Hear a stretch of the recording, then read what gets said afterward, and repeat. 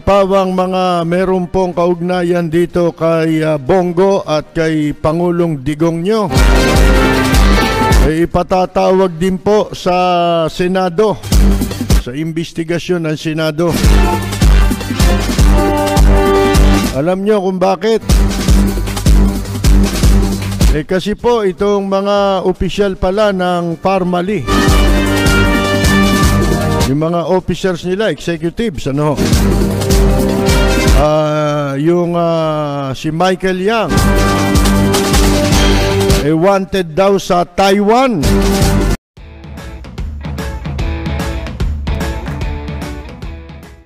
Paganda ng paganda po ang balita tungkol sa investigasyon ng Senado. Kapagkat ito daw pong itinuturong si Yang o Michael Yang na naging economic presidential advisor ni Presidente Digong nyo, Chinese presidential advisor, parang erap din, ano? At dalawa pang abogado na pawang mga meron pong kaugnayan dito kay Bongo at kay Pangulong Digong nyo, ipatatawag din po sa Senado, sa investigasyon ng Senado. Alam nyo kung bakit? Kasi po itong mga opisyal pala ng Parmali, yung mga officers nila, executives, ano,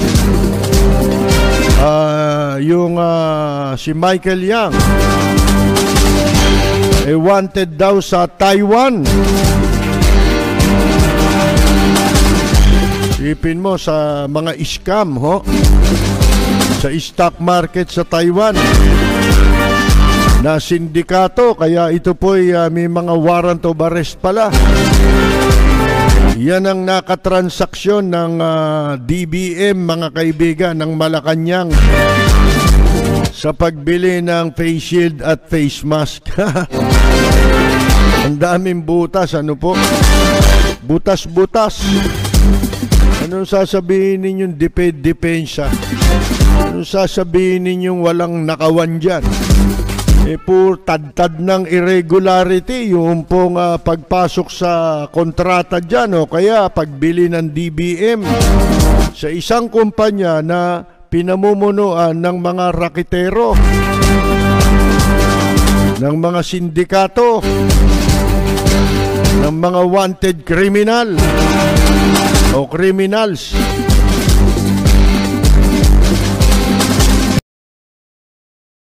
Ito di ba sinasabi ilan dito sa mga incheck na kasabwat dito sa Parmali, wanted sa Taiwan. Ito may balita lang, di naman natin sinasabing kumpirmado ito. Meron pa palang ano dyan sabi kasama dyan sa kumpanya ng Parmali, na pinangalanan dito sa anong tawag mo rito?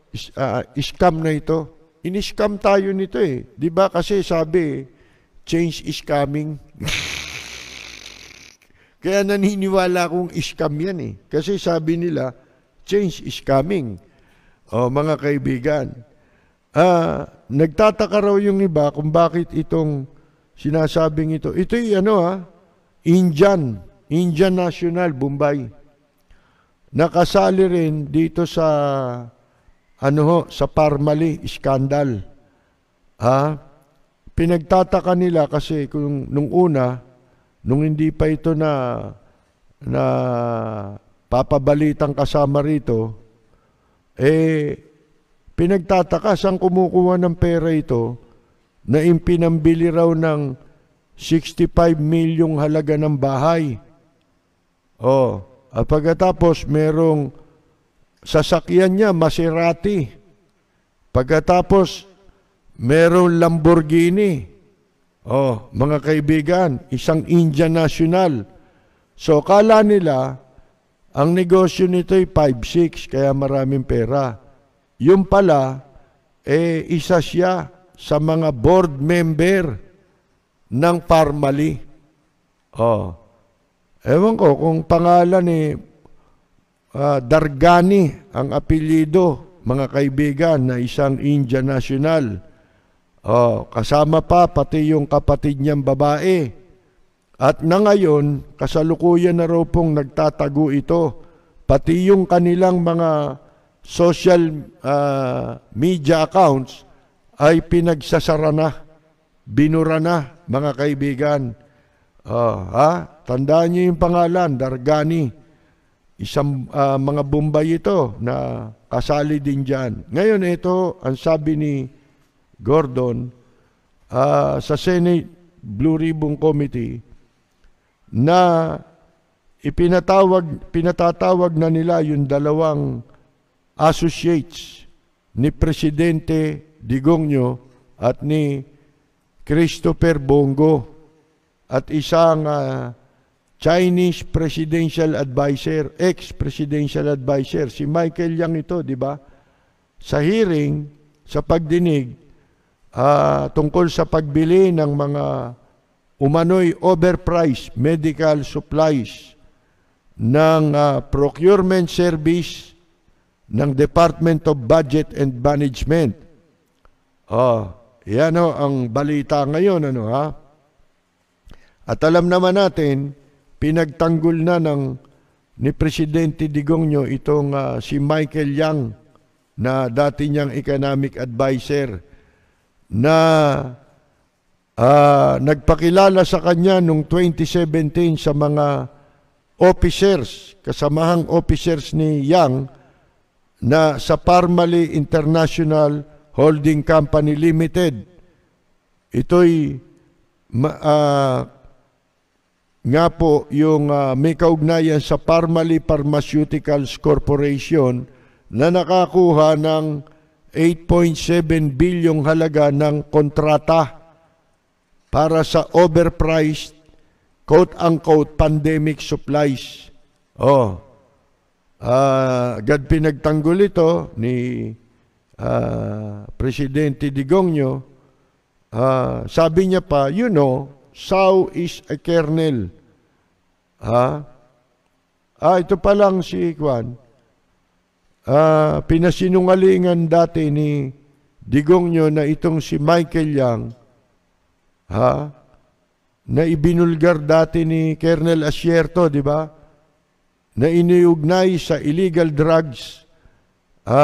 Kilala niya raw ito bilang businessman noon pa. Nagninegosyo sa Davao City for the past 20 years and was a friend of former Chinese Ambassador Zhao Jinhua. Baka mapatawag itong ambassador na ito.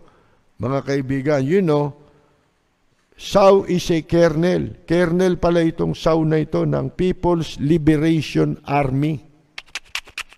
Ano po,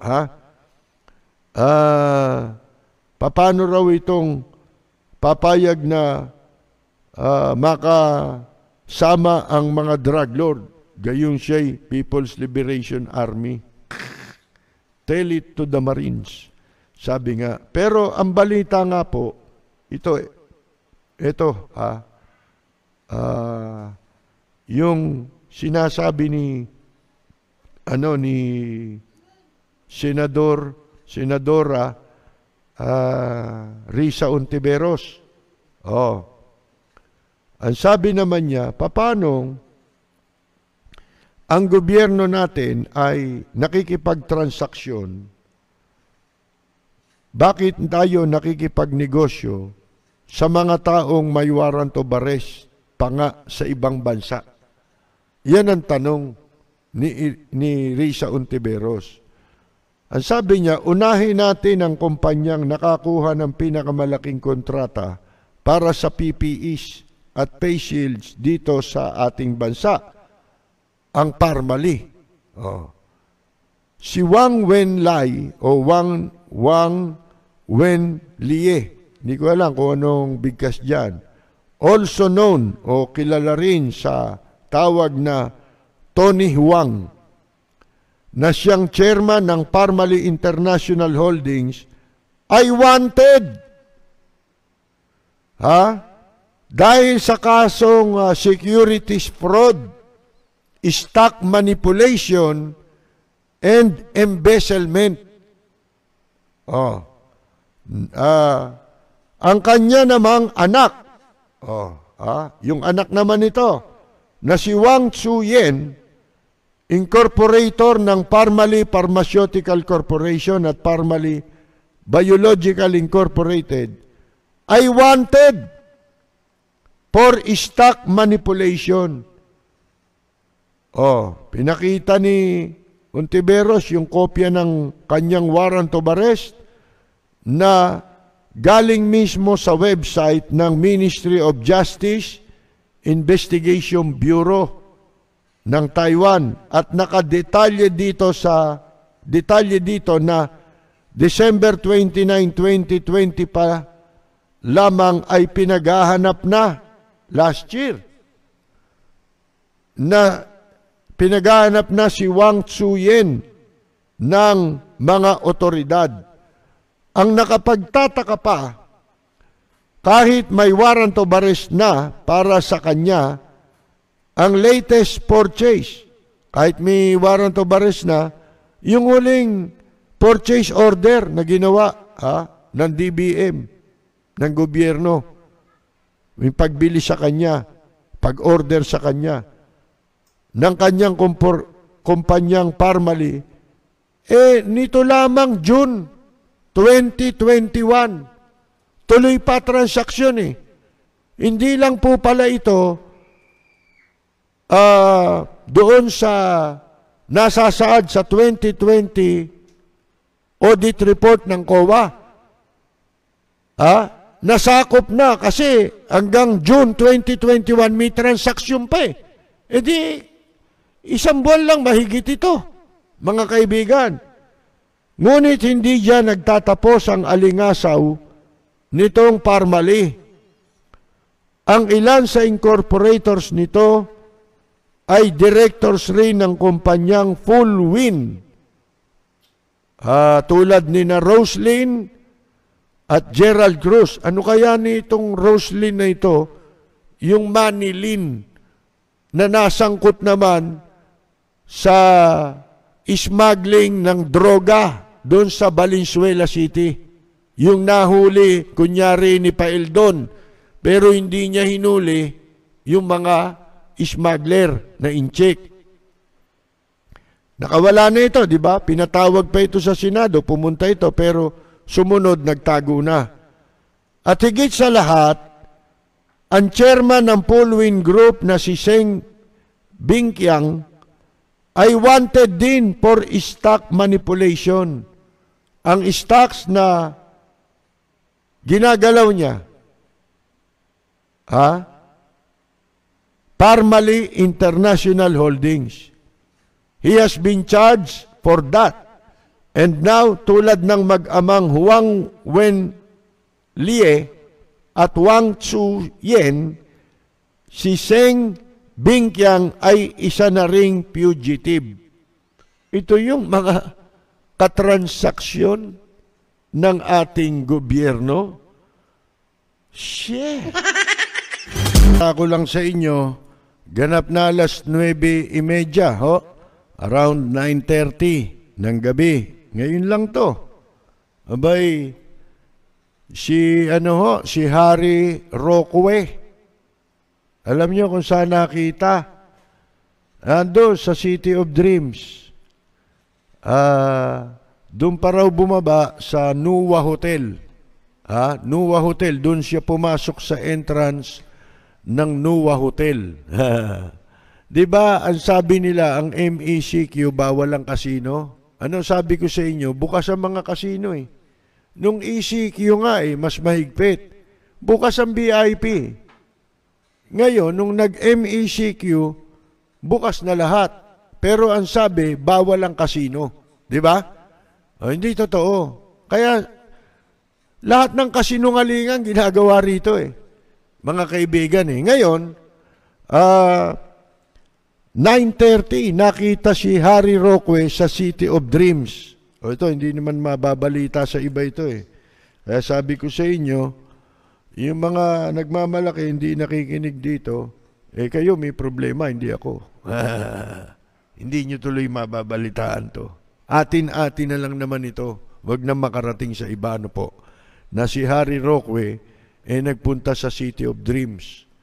Mga bandang 9:30 ng gabi.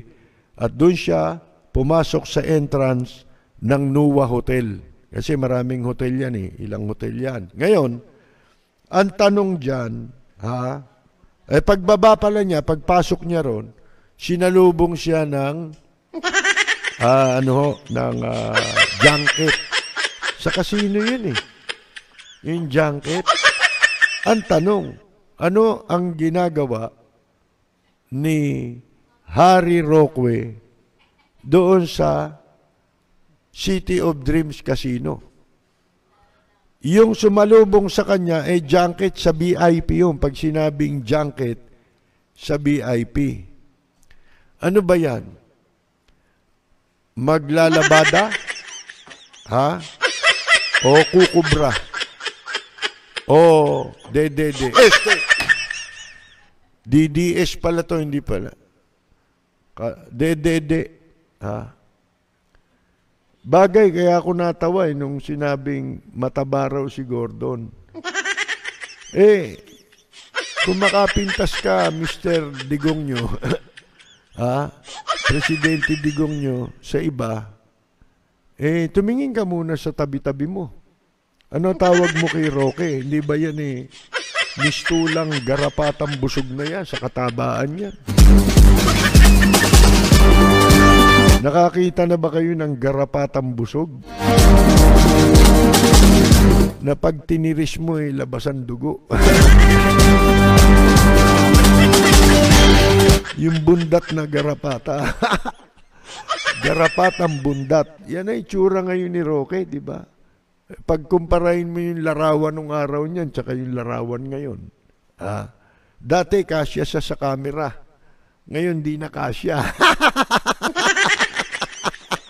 Kulang na yung frame ng camera kay Kwa. Sa mukha pa lang yun ni Harry Roque, mga kaibigan.